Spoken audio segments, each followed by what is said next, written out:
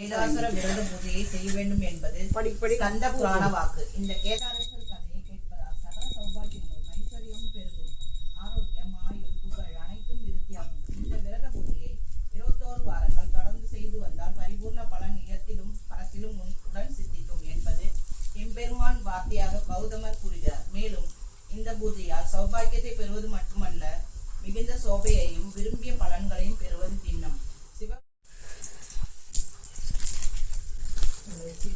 அப்புறமா நீ வைப்ப, அப்புறமா அது பூ போட சரியா இருக்கும். நீ கற்பூரம் வை, அது பூ போட்டோம். ஏத்துமா கற்பூரம் ஏத்துமா, கற்பூரம் ஏற்று பெல்லடி.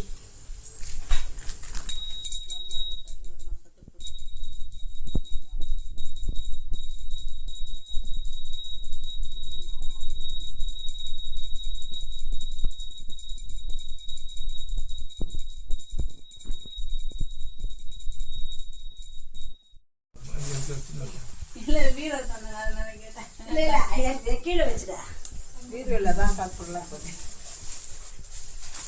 உடச்சு கற்பூரம் பக்கத்துல வச்சுக்கலாம்.